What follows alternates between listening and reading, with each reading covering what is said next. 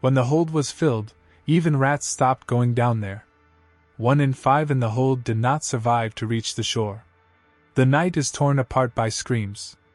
A village on the coast of West Africa is burning, not a map or a number, but smoke that burns the throat. In the darkness, the glint of metal and leather, ropes, unfamiliar voices. The girl's wrists are squeezed thin as reeds. On her skin is a fresh iron mark, a horseshoe-shaped bracket with a small sign, 3 lines in a circle. The merchant's brand. A number. People are gathered under a baobab tree, a dense crowd of bodies shivering in the night heat. Men are separated. The women are separated. The children are shadows between 2 rows. When an old man falls, they lift him up and drag him along. When a young mother falls, they shine a torch on her, weigh her with their eyes, look at her teeth, and look away. She'll spoil on the way, they whisper, as if talking about fruit at the market. The numbers weigh heavily, like a chain. More than 12 million torn from this land, up to 2 million never even reached the shore. But now it's not about statistics. Here there is night smoke, and a girl whose elbows are tied behind her back. She hears a dog barking nearby, fish splashing in the river, strangers' footsteps measuring her path. They are lined up in a column. The iron around their necks rings hollowly. Someone prays. Someone walks silently. To the water, says the one who has already been there. There are ships. The word ship here smells of blood and tar. The village is still crackling, brown tongues of fire lick the roofs. The light reveals more than she would like, traces on the ground, bare footprints, petals of crushed flowers at the threshold. The girl looks for her mother. She only manages to see a silhouette in the smoke, and that silhouette is also already in chains. They lead her down a narrow path where cowrie shells were once collected. Today, they collect people. One of the armed men points to her neck, a ring. 3 lines in a circle flash against the moon. Your home is there now. He nods toward the rustle of the ocean. Reckoning. A foreign language cuts into the night with short syllables. It sounds as if they are counting not people, but places in the hold. Who will stand, who will sit, who will not survive. On the ground is a rusty chain, thinner than her wrist. Someone brought it to her. Someone did not take it off. Amidst the shouts and orders there is a pause, a silence that cuts sharper than sound. In it you can hear distant drumming from the village, which does not yet know about the raid, and the hoarse laughter of the guard. It is a low note of alarm that the body will remember for years. She touches the torn fabric on her chest and holds her breath so as not to cry. Be quiet and walk, whispers a woman's voice from the side. The girl nods, though no one can see it in the darkness. At dawn, the column will be assembled. Everyone has an iron mark on their neck. On their backs are lines that will learn to be silent. They will say that it is 3 days to the shore. But the road loses time like a sieve loses water. The column sets off. The girl looks back one last time. Where her name used to be, there is smoke. Where her belongings used to be, there is a stone. The brand on her neck is cold. She does not yet know that she will see this mark again, in the glare of a stranger's office, in the glass of a museum display case, in a ledger where lives are reduced to numbers. The morning does not begin with the sun. The morning begins with the whistle of a whip. The column is aligned like a chain in the literal sense. Iron rings connect people from neck to neck. They can only walk in sync, otherwise, the iron cuts into the body of the person next to them. They walk. Dozens, hundreds of kilometers, from villages to the ocean, from home to emptiness. 1 in 6 will not make it. The bodies of those who fall are left on the side of the road, without land and without farewell. The ground is so often littered with bones that European travelers rode about. Roads with white stones. But they are not stones. The girl sees her mother stumbling nearby. She tries to get up and falls again. The chain pulls her daughter forward. She screams, but her voice is lost among hundreds of others. The guard stops next to her mother. After a short command, she is left behind, without help or farewell. For the daughter, this is a moment of loss that cannot even be mourned. Imagine walking alongside someone your whole life, and in a moment they are gone, and you are not even allowed to turn around. Every extra movement is a whip to the back. The guards say it's 3 days to the coast. In reality, time is measured differently. Who will fall today? Who tomorrow? How many times the rocks will cut their feet? How many times someone will ask for water and hear laughter in response? The girl staggers from thirst. The smell of her mother, herbal, familiar, is now mixed with dust and sweat. Walls rise ahead. The stone gate blackens against the setting sun, like a door that swallows people forever. And only for a moment, through a break in the clouds, does she see a strip of clear sky, the same as in her childhood above the field.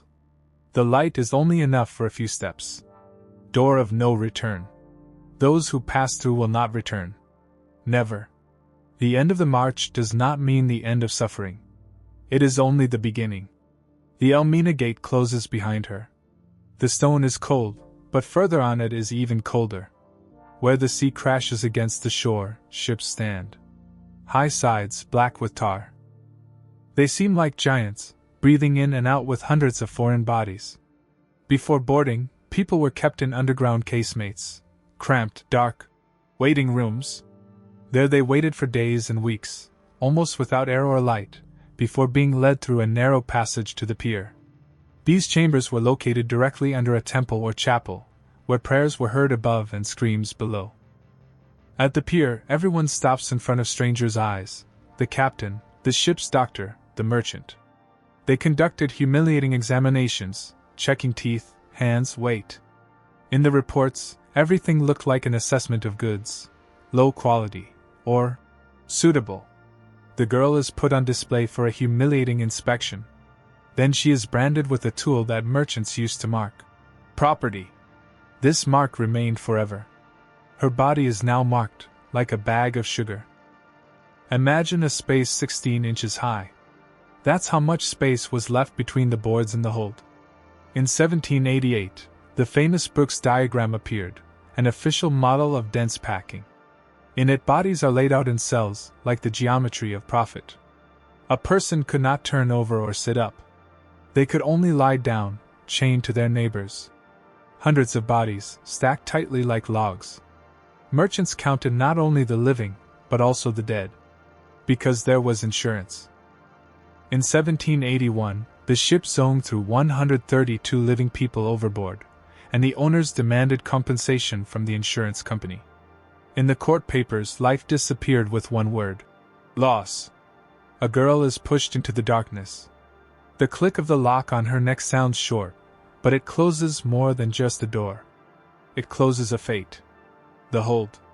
The darkness is so thick that even a torch would not pierce it. But there is no torch here. There is only air, thicker than tar. Bodies lie in rows, several hundred of them. They are chained together so that one cannot move without touching another. The floor is slippery, a mixture of sweat and blood. Mold is already growing on the wood. In the heat, the hold becomes even more cramped. There is no sky or sun to be seen. There is only the sound of waves crashing against the sides and the clanking of chains as the ship rocks. And then there are the screams. When people refused to eat, special metal devices were used to force-feed them. Porridge or water was forcibly given to them so that the cargo would not lose weight. Others were forced to move around on deck, the so-called dancing the slaves, forced exercise to prevent the body from deteriorating. The mortality rate on these voyages reached 15 to 20%. 1 in 5 did not reach the other shore. In the captain's logs, it looked like dry numbers. Arrivals 310, losses 62. For those lying in the dark, it sounded different. Another one isn't breathing. The girl is chained between two strangers. The chain cuts into her ankle. In the darkness, she feels with her fingers for a piece of fabric, the remains of her clothes. And she whispers a quiet lullaby, the one her mother used to sing. Sometimes a thin strip of light seeps through a crack in the boards. It trembles like the reflection of the sun on water and disappears just as quickly. The song sounds like a shadow. She hides it inside herself because she knows that if the guards hear it, they will beat her. But the song is the only thing she still has. Think about it. If you take away a person's land, home, and name, what is left? Their voice. And even that they try to take away. In the darkness, only the clanking of chains and quiet singing that no one was supposed to hear can be heard. The air on the deck is fresh. But not everyone has the right to breathe it. Prisoners are taken out in small groups to get some fresh air. On deck they are forced to move, jump, and kick their legs, dancing the slaves. They call it exercise, but in reality it is control, to prevent the body from deteriorating before it is sold. That's when the thought arises. Now or never. Imagine this moment, hundreds of people, brought together, deprived of everything, but still alive. In their hands, nothing but chains. In their hearts, despair stronger than fear. Someone screams first. The chain becomes a weapon. Several guards fall. For a moment, it seems that the ship is rocking not from the waves, but from the screams. In the 18th century, more than 250 uprisings on slave ships were documented. This means that every voyage carried a hidden fire. The captains knew the risk was high. They kept their muskets at the ready. Sometimes they even stretched metal nets over the decks so that no one could jump into the sea or break through to the top. The girl sees the man next to her rushing forward. His body still has strength. He throws himself into the sea. A wave covers his body. For a moment, it seems that freedom is possible. But a shot from the deck stops this attempt. For some, the sea was a way home. For others, it was the only way out. And even that way out was taken away. The riots were quickly put down. But the fear of the sea remained stronger than the fear of the whip. In the holds and on deck, people were treated as cargo. Women were sometimes taken aside closer to the officers' cabins. This meant even tighter control, although outwardly it seemed that there were fewer restrictions. Euphemisms appeared in documents. Customary use, entertainment for the crew. Behind these words lay systematic exploitation. Sometimes women were made pregnant right in the holds. The child became an additional means of control. The mother would not run away with a baby in her arms. Colonial law applied the rule of partus sequitur ventrem. The status of the child follows the status of the mother. For merchants, this meant that each pregnancy was a new asset in future reports. In Barbados and Jamaica, women were valued more highly precisely because of this reproductive capacity. Their bodies were seen as an investment. The girl in the hold feels that her body has changed. Her breasts ache, nausea comes in waves. She hasn't said it out loud yet, but she already knows. There is life growing in her womb. Unplanned and unwanted. And for someone else, just a line in the accounts. There were no names on the invoices. Only marks. Woman, girl, boy. A person was reduced to a number. The sea beneath the ship lives its own life. Sometimes it seems that it knows. Every voyage brings a new prey. When someone was too sick, the guards did not wait for a natural end. They were killed so as not to spoil the cargo. As the log said, the body was lifted onto the deck and thrown overboard. In the logs, it sounded cold. Cargo reduction. And that was it. A dull thud against the water. Then a second. Then a third. In a few weeks of sailing, there could be dozens of such thuds. Eyewitnesses wrote, sharks followed the routes of slave ships for months, knowing the way better than any map. They waited because they knew a new wave would bring a body. The girl flinches at every sound of a fall. She knows that one day it could be her or the child she is carrying under her heart. In the darkness, she presses her hands to her stomach, as if she could protect it. Hundreds of sunken ships carrying slaves still lie at the bottom of the Atlantic. These are underwater graves with shackles and chains that sometimes still clink in the water when the wind picks up. The ocean became a graveyard, and the waves carried the bodies to places beyond memory. The shore finally appears. But it does not mean salvation. The shore is a new scene of trade. The ship docks. The prisoners are led out one by one. First, they are washed in sea water, then rubbed with oil to make their skin shine. This is not care, it is preparation of the goods. People are displayed in such a way that they appear more alive than they really are. The contrast is stark. Yesterday, the hold, the stench, the darkness. Today, the square, the sun, the crowd of white buyers. They examine teeth and muscles as if at a cattle market. Scramble. At such a sale, the crowd of buyers rushed at the people at the same time, grabbing whoever they could. Another format was an auction, where the price rose gradually during a thorough inspection. Records remain in Barbados. The value of a woman was calculated not only by her age and health, but also by her reproductive capacity. Children were cheaper, men were valued as labor, and women as double commodities. The girl stands among the others. Her body still remembers the darkness of the sea, but now she is forced to stand straight, under the gaze of strangers. Buyers carefully examine each one, checking teeth, muscles, body condition. It looked like a cattle market where people became lots. She is given a new name, a foreign one. It does not sound like her language. And along with the name, the owner's mark remains on her skin. A name is what makes a person unique. Here, names were erased. In their place, numbers, brands, and foreign words were left. A person was turned into a commodity. From now on, she was not a person, but a commodity. The past does not disappear, even when they try to erase it. It remains in the ground, in bones, in fragments unearthed by archaeologists. In the 18th century, the ship Henrietta Marie sank off the coast of Florida. It lay in the silence of the water for a long time until divers found rusty chains, iron fragments, and lead weights. These are the very items that bound the bodies of hundreds of slaves.